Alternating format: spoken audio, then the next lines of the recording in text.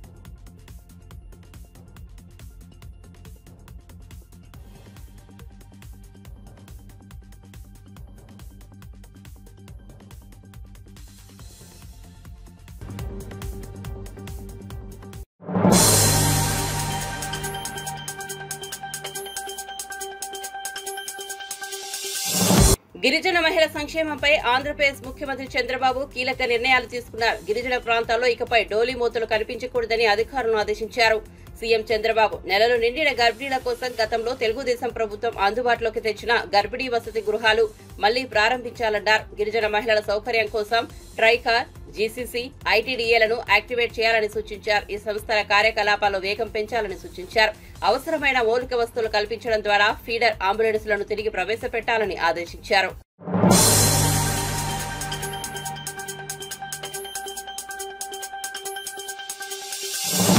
Rajya Sabha MP జయా బచ్చన్ అసహనానికి లోరయ్యారు. సోమవారం రాజ్యసభలో డిప్యూటీ చైర్మన్ హరివంశ్ నారాయణ సింగ్ జయా బచ్చన్ ను మాట్లాడాలని కోరుతూ శ్రీమతి జయా అమితాబ్ బచ్చన్ ని జీ అని పిలిచారు.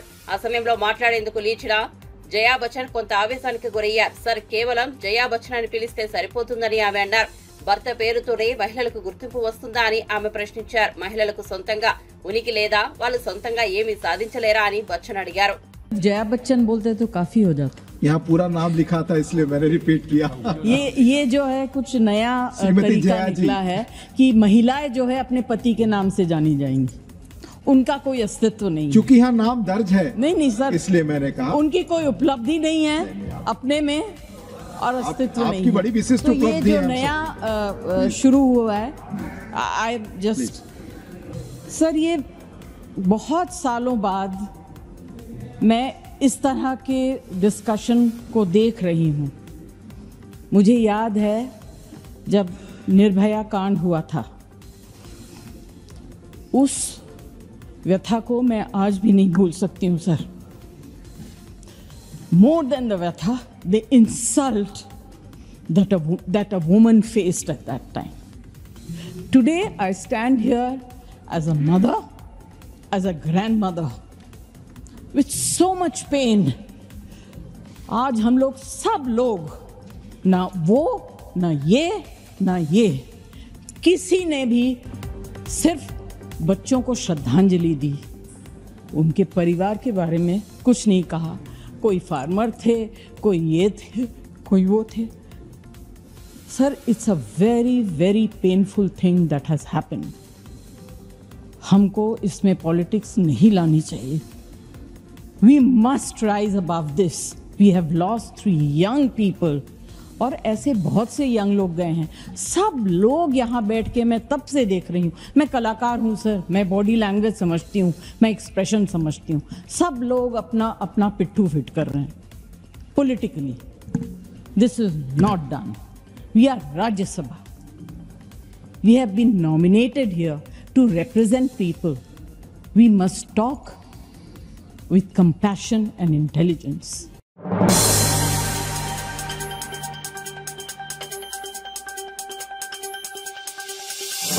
ఉప ముఖ్యమంత్రి పవన్ కళ్యాణ్ తో US consul general Jennifer Lawrence భేటీ అయ్యారు.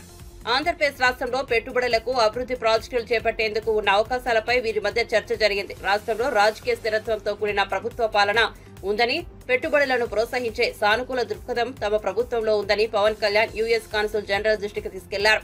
మారుతున్న సాంకేతికతను అందిపుచ్చుకునే నైపుణ్యం కలిగిన యువత రాష్ట్రంలో ఉన్నారని, వారి ప్రతిభకు తగిన అవకాశాలు అందించడంలోనూ ఉన్నత విద్యకు అమెరికా వెళ్లే వారికి తగిన సహకారం, మార్గనిర్దేశనం అందించాలని వారిని పవన్ కళ్యాణ్ కోరారు.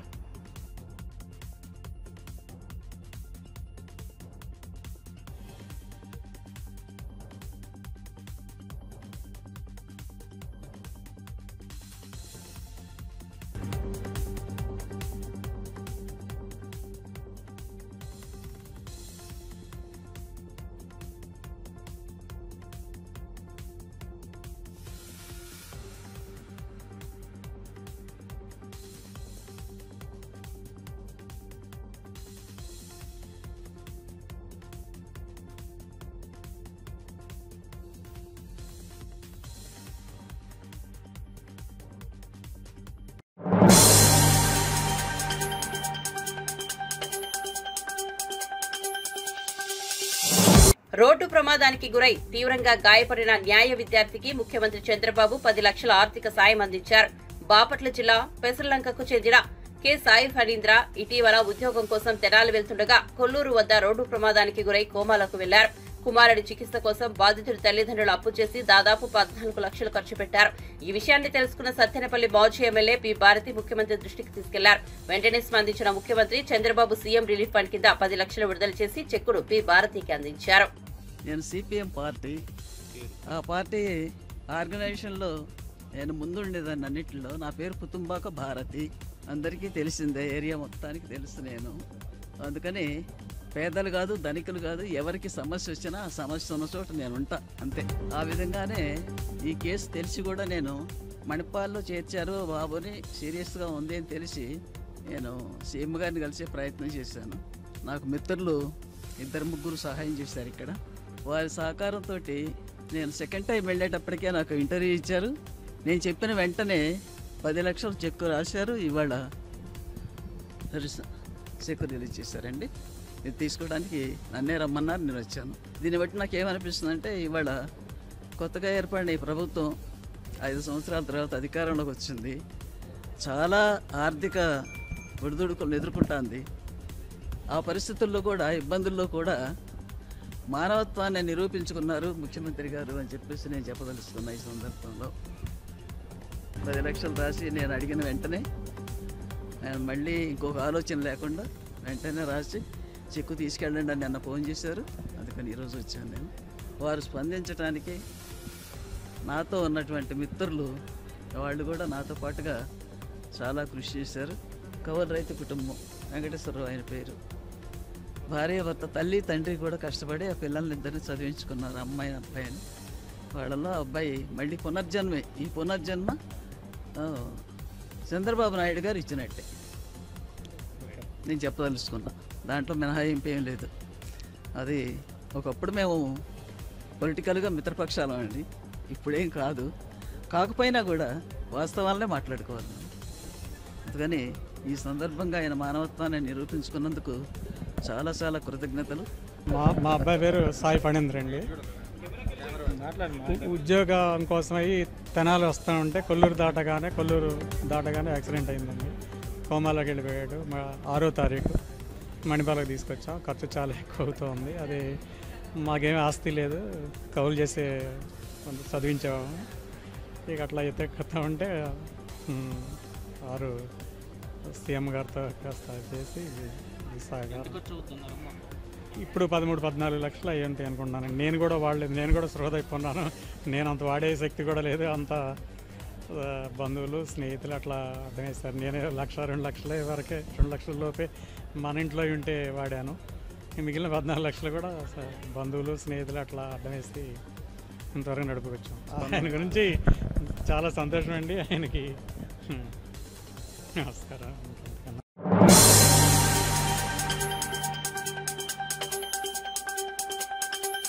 శ్రీశైలం జలాశయం నుంచి నాగార్జున సాగర్ కు నీటి విడుదల కొనసాగుతోంది. శ్రీశైలం ప్రాజెక్టు అధికారులు 7 రేడియల్ క్రస్ట్ గేట్లను 10 అడుగుల మేర ఎత్తి దిగువకు నీరును విడుదల చేస్తున్నారు.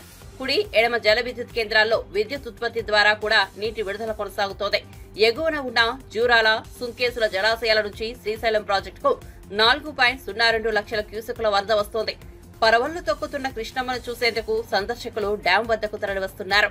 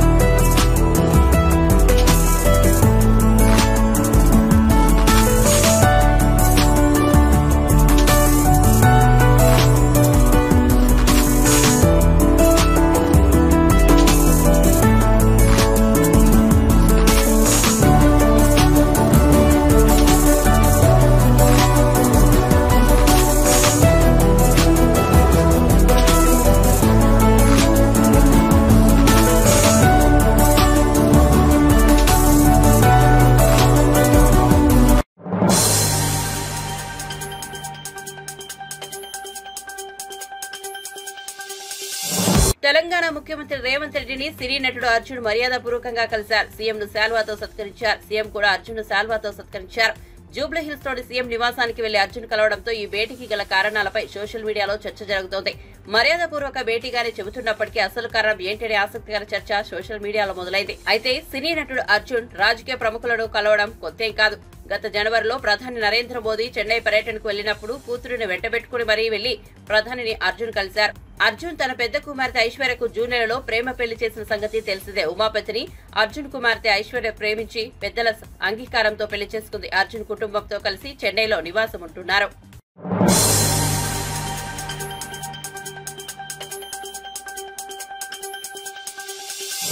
రాష్ట్ర రాజకీయాల్లో సంచలనం రేపిన ఫోన్ ట్యాపింగ్ కేసుపై west zone DCP Vijay Kumar కీలక వ్యాఖ్యలు చేశారు. ఈ కేసులో దర్యాప్తు ముమ్మరం చేశామని, ట్యాపింగ్ కేసులో రాజకీయ నేతలను సైతం విచారిస్తామని తెలిపారు. ప్రస్తుతం పొలిటీషియన్స్ వ్యవహారంపై సాక్ష్యాలు సేకరిస్తున్నామని, ఎవిడెన్స్ సేకరణ తర్వాత ప్రజాప్రతినిధులను ప్రశ్నిస్తామని తెలిపారు. కేసులో ఎంతటి వారినైనా వదిలిపెట్టేది లేదని తేల్చి చెప్పారు. ఈ కేసులో ఛార్జిషీట్ దాఖలు చేశామని, కోర్టు దానిని పరిగణలోనికి తీసుకుందని తెలిపారు. ఈ కేసులో కీలక నిందితులు 2 విదేశాల్లో ఉన్నారని, వాళ్లను ఇండియాకు రప్పించే ప్రయత్నం జరుగుతోందని క్లారిటీ ఇచ్చారు. కాగా గత బీఆర్ఎస్ ప్రభుత్వ హయాంలో ఫోన్ ట్యాపింగ్ జరిగినట్లు గుర్తించిన పోలీసులు కేసు నమోదు చేసి దర్యాప్తు చేపట్టిన విషయం తెలిసిందే. ఈ కేసులో ఎస్బీఐ మాజీ ప్రభాకర్ రావుతో పాటు ప్రణీత్ రావు, భుజంగరావు, తిరుపతన్న, రాధాకిషన్ రావులను పోలీసులు అరెస్ట్ చేశారు. ప్రభాకర్ రావు ప్రస్తుతం విదేశాల్లో ఉండగా మిగిలిన 4 జ్యుడిషియల్ రిమాండ్ లో భాగంగా జైల్లో ఉన్నారు. ఈ క్రమంలో కేసు విచారణపై స్పీడ్ పెంచామని పోలీసులు తెలపడంతో ఎవరి పేర్లు బయటపడతాయోనని తీవ్ర ఉత్కంఠ నెలకొంది. ఇప్పుడు చట్టపరంగా ఏదైతే ప్రాసెస్ చేయాలో ఆ ప్రాసెస్ జరుగుతుంది. ఒకటి. రెండోది, ఇప్పటి వరకు జరిగిన దర్యాప్తు ఆధారంగా సేకరించిన సాక్ష్యాధారాలతో ఛార్జ్షీట్ నమోదు చేయడం జరిగింది. ఛార్జ్షీట్ని కూడా న్యాయస్థానము ఇప్పుడు పరిగణలోకి తీసుకుంటూ ఫర్దర్ ప్రాసెస్ జారీలో ఉంది. ఇప్పుడు గౌరవ న్యాయస్థానం పర్మిషన్ తీసుకొని ఇంకా కొత్త విషయాలపైన, ఆ కేసుకు సంబంధించిన కొత్త విషయాలు, ఇంకా కొందరు ఎవరైతే అనుమానితులు ఉన్నారో వాళ్ళపైన కూడా దర్యాప్తు చేయడానికి పర్మిషన్ కూడా తీసుకొని దర్యాప్తు కొనసాగుతుంది. ఇంకా రాబోయే రోజుల్లో ఇంకా ఎవరైతే కొందరు అనుమానితులు ఉన్నారో వాళ్ళపైన సరైన బలమైన సాక్ష్యాధారాలను సేకరించే ప్రయత్నంలో ఇన్వెస్టిగేషన్ టీం ఉంది. సాక్ష్యాధారాలు దొరికిన వెంటనే ఇంకా కొందరి అరెస్ట్ కూడా చేయడం జరుగుతుంది.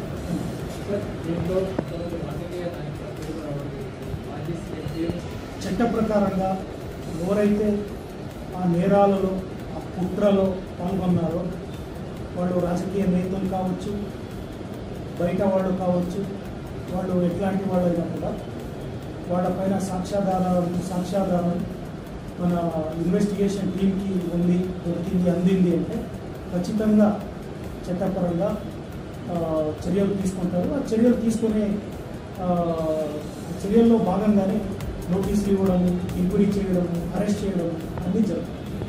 దర్యాప్తులో భాగంగా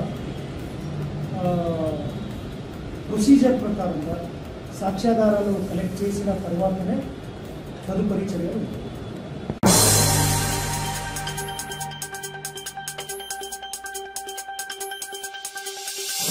సుగాలి ప్రీతి కేసును గత ప్రభుత్వమే సీబీఐకి అప్పగించింది. కానీ ఎలాంటి పురోగతి కనిపించలేదని పవన్ కళ్యాణ్ కలిసి వినతి పత్రం ఇచ్చిన సుగాలి ప్రీతి కుటుంబ సభ్యులు.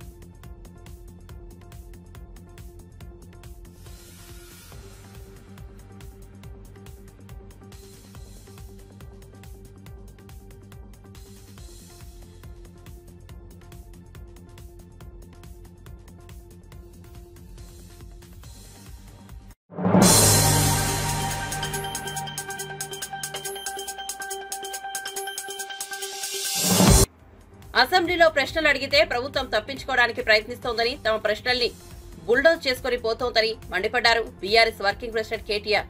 రేషన్ కార్డులు, రైతులకు పంటలకు సంబంధించిన బోనస్ విషయంలో బీఆర్ఎస్ ఎమ్మెల్యేలు అడిగిన ప్రశ్నలకు ప్రభుత్వం సమాధానం చెప్పలేదని అన్నారు.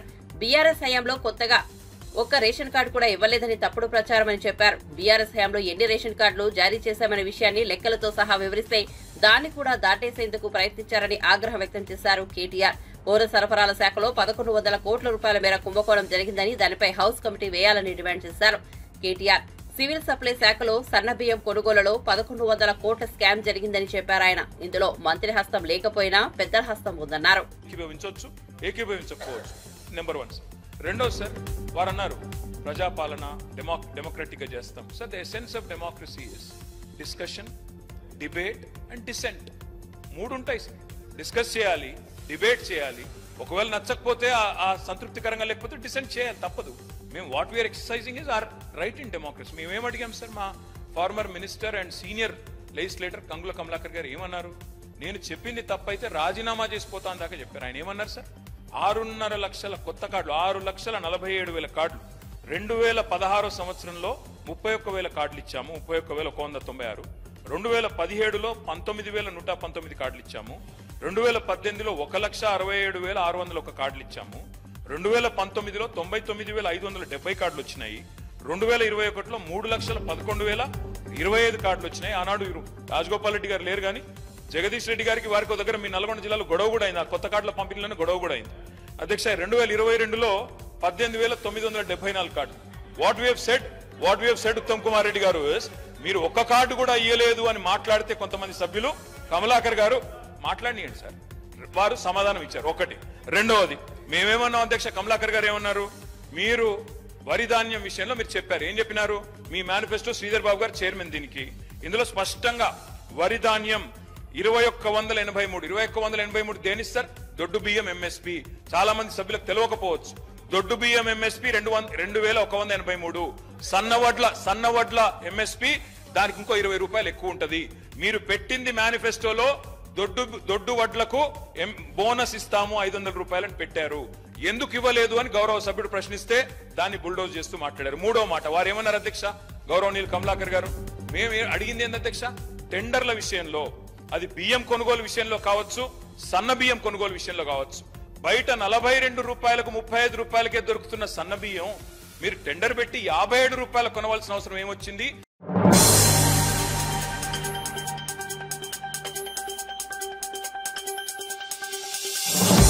అనంతపురం జిల్లా కళ్యాణదుర్గంలోని దొడగట్ట రోడ్డు మార్గంలో ఎలుగుబంట్లు హల్చల్ చేస్తున్నాయని ప్రజలు వాపోతున్నారు. ఎలుగుబంట్లు ఇళ్లలోకి చొరబడుతున్నాయని, జనవాసాల్లో తిరిగి భయాందోళనకు గురి చేస్తున్నాయని స్థానికులు తెలిపారు. కళ్యాణదుర్గంలోని దొడగట్ట రోడ్ మార్కెట్ యార్డ్ ఎదురుగా బిస్కెట్స్ ఏజెన్సీ నిర్వాహకుల కరణం రాఘవేంద్ర గోడౌన్లోకి చొరబడిన ఎలుగు సుమారు 15 నిమిషాల పాటు సంచరించింది.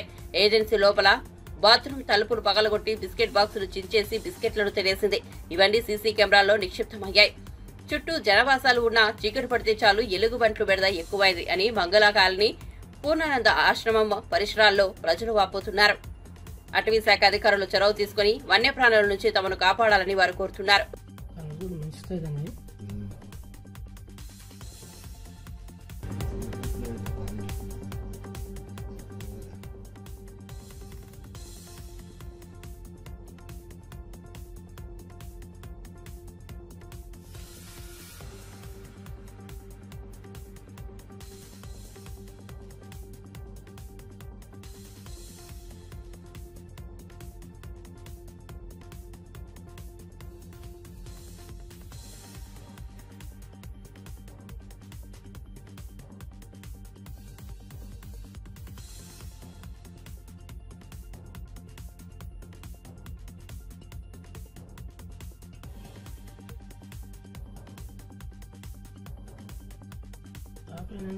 అడ్డం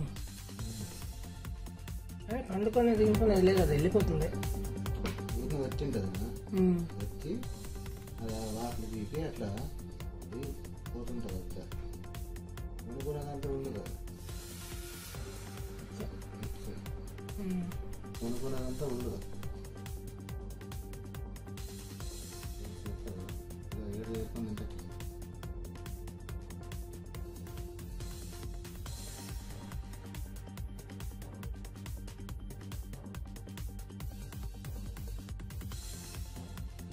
ఈడొచ్చి కూర్చోయింది, బాత్రూమ్ కూర్చొని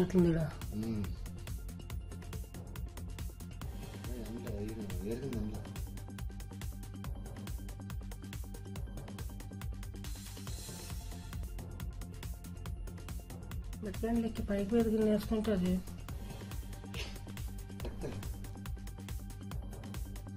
ఏమంటే మెట్ల మీద పోదు.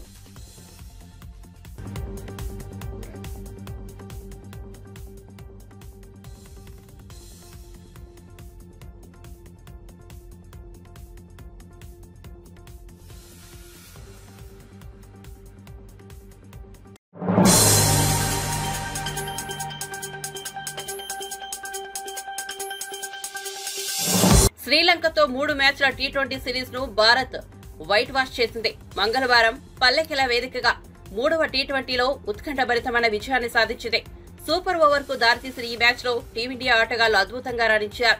తొలుత బ్యాటింగ్ చేసిన ఇండియా నిర్ణీత 20 ఓవర్లలో 9 వికెట్ల నష్టానికి 137 పరుగులు చేయగా, ఆతిథ్య శ్రీలంక కూడా 20 ఓవర్లు ఆడి 8 వికెట్లు కోల్పోయి సరిగ్గా 137 పరుగులు చేసింది. దీంతో మ్యాచ్ టై అయ్యి సూపర్ ఓవర్ జరిగింది. 138 పరుగుల లక్ష్యంతో బ్యాటింగ్ చేసిన శ్రీలంక ఒకానొక దశలో 110/1 స్కోరుతో పటిష్టంగా కనిపించింది.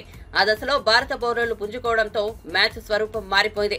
మరో 22 పరుగులు జోడించేలోపు ఆ జట్టు ఏకంగా 7 వికెట్లు కోల్పోయింది. రింకు సింగ్ ఒక ఓవర్లో 2 వికెట్లు పడగొట్టి మ్యాచ్ ను మలుపు తిప్పాడు. చివరి ఓవర్లో శ్రీలంకకు 6 పరుగులు అవసరమైన దశలో కెప్టెన్ సూర్యకుమార్ యాదవ్ బంతి అందుకున్నాడు. కేవలం 5 పరుగులు మాత్రమే ఇచ్చి 2 కీలకమైన వికెట్లు తీశాడు. దీంతో మ్యాచ్ సూపర్ ఓవర్ కు దారితీసింది. సూపర్ ఓవర్లో ఎలాంటి ఉత్కంఠ లేకుండానే భారత్ సునాయాసంగా గెలిచింది. శ్రీలంక మొదట బ్యాటింగ్ చేయగా కుశాల్ పెరీరా, కుశాల్ మెండిస్ ఓపెనింగ్ చేశారు.